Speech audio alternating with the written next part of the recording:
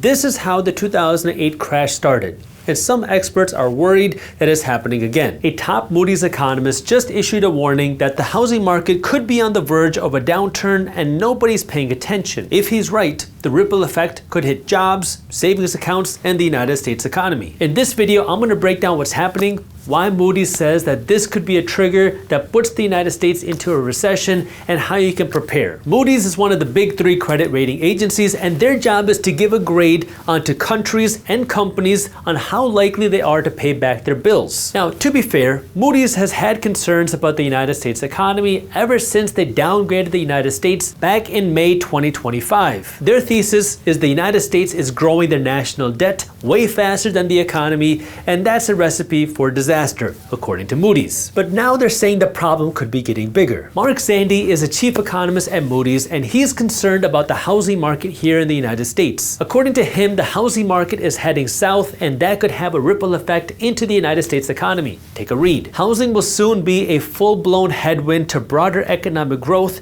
adding to the growing list of reasons to be worried about the economy's prospects later in 2025 and early next year. Now, we know that a bad housing market can impact the economy. That's exactly what we saw happen during the 2008 Great Financial Crisis. Now, obviously, our economy and the housing market is very different today than it was pre-2008, so let's dive into why he has concerns about the housing market right now. Home sales, home building, and even home prices are set to slump unless mortgage rates fall materially from their current 7% rate. That, however, seems unlikely. So there's 4 points that Mark is addressing. Number 1 is the number of homes being sold in the United States. Number 2 is the number of houses that are being built in the United States. Number 3 is the prices and potential price drops of housing. And then number 4, how this can impact the broader economy. So let's break this down. And if you're an investor, I want to remind you that on August 12th, 2025, I'm hosting my biggest investor workshop of the year, where I'll be going over how you can find investment opportunities before they hit the headlines in this changing economy. Because when we have all this craziness going on,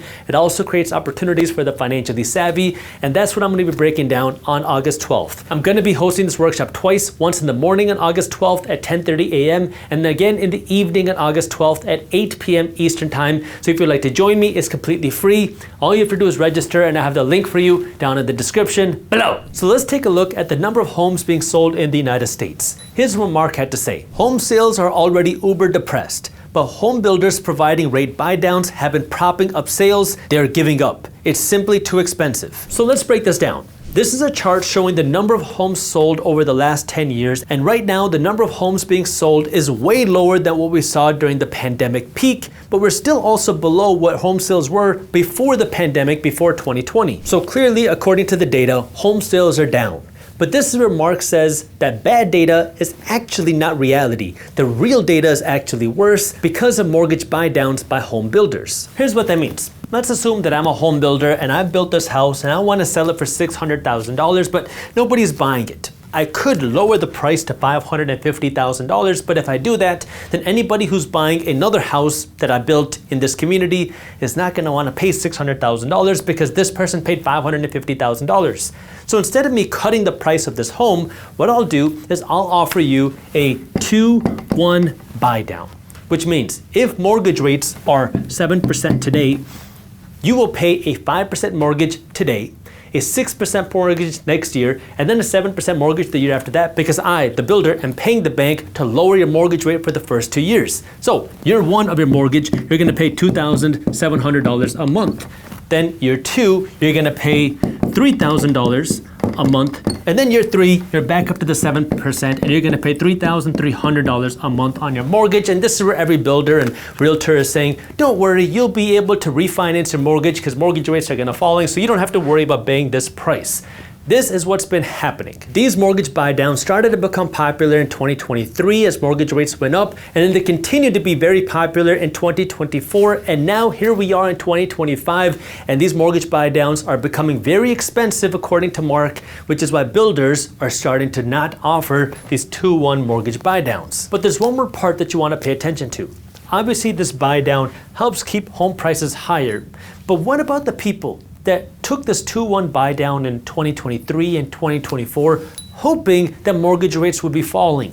And up until now, mortgage rates really haven't fallen So what does that mean for them? Because that means those people are now starting to see these higher monthly payments, which could indicate some financial distress for the people that were not prepared to pay these higher payments. Although, yes, it should be pretty obvious, but we all know that sometimes people don't budget for higher costs in the future. Now, of course, the impact of this is going to depend on if mortgage rates fall in the near-term future, but I'll get to that in just a minute. This brings us to number 2, what's going on with builders building houses in the United States? And Mark makes a pretty bold prediction here. Many builders are delaying their land purchases from the land banks. New home sales, starts, and completions will soon fall. Yes, we are seeing builders slow down their construction of new homes because they're concerned on where the housing market is going. And this is where Mark says he thinks that this trend is going to continue, especially if mortgage rates stay high, and that could impact the economy if builders are not building. Take a look at what Reuters had to say. The slump in housing demand has increased the supply of homes on the market, discouraging builders from breaking ground on new housing projects. New housing inventory is at levels last seen in late 2007. Anytime you hear news of the housing market being compared to 2008 can be scary. But remember, we don't want to look at things in isolation. We want to look at things all together. So now let's take a look at number 3,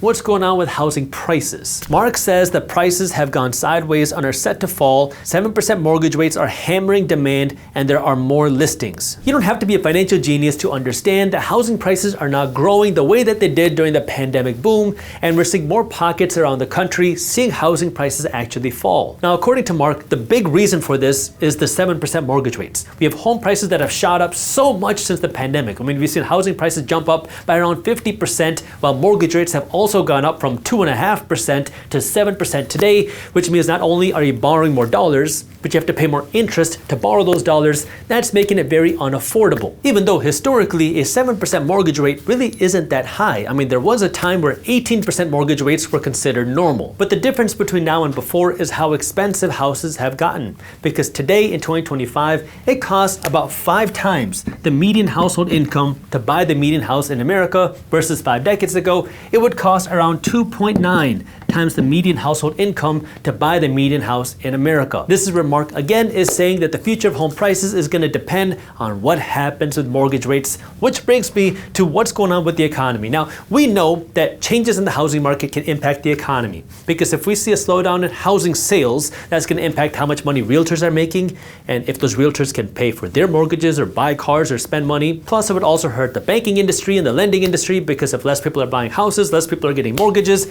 If we see a slowdown in home building, that's going to hurt the construction industry, which is a pretty big industry in the United States. Not to mention that if people are constructing less houses, that means they're buying less lumber, they're buying less materials, and if people are buying less houses, they're probably doing less renovations as well, which hurts many different industries in our economy. And then, of course, if home prices are not going up or if home prices fall, we know that can hurt the wealth of many people who have a lot of their wealth stored in the value of their houses. So we know that if we see a slowdown in the housing market or a drop in the housing market, that it can have a ripple effect in the economy. But pretty much everything here comes down to where are mortgage rates going to go? Because according to Mark and many other people, if mortgage rates were to go down, then everything would be fixed. So let's take a look at this. Where are mortgage rates going? President Trump has been very vocal that he wants to see aggressive interest rate cuts. And the entity that's in charge of cutting or raising interest rates is none other than the Federal Reserve Bank. And they have said that they do not want to cut interest rates right now because they're concerned about tariffs and they're concerned about inflation. So if they cut interest rates,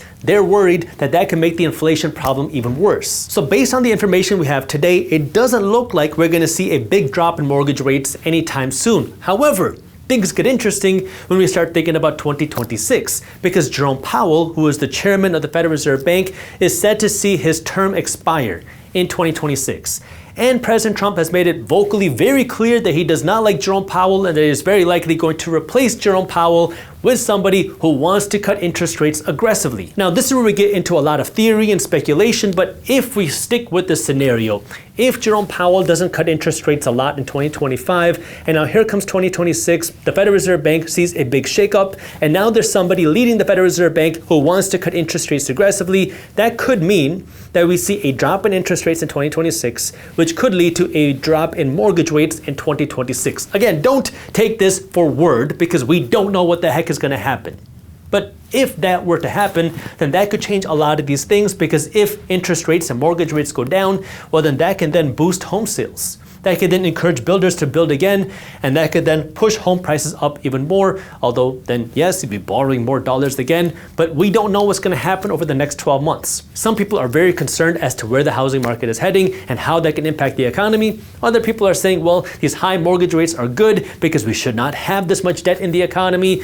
But this is where only time will tell. We know that if the housing market goes down, it can impact the economy. We know where the concerns are, but if lower mortgage rates do help save the housing market, well, we can anticipate, if things stay true to what we know today, that mortgage rates could be going down at some point in 2026. Again, we don't know for sure, but based off of the information we have today, that's what it seems like. So again, we'll see what ultimately happens. I would love to hear your thoughts in the comment section. And again, if you're an investor and you want to see how you can find investment opportunities through this changing economy, I would love for you to join me on August 12th for my free workshop. I have that link for you down in the description. President Trump signed the One Big Beautiful Bill Act into law. This big bill will bring some big changes to our economy, starting with some big tax breaks to big funding for certain things like more deportations. And the reason why you want to pay attention to this bill is because it goes into effect retroactively. It goes into effect January 1, 2025.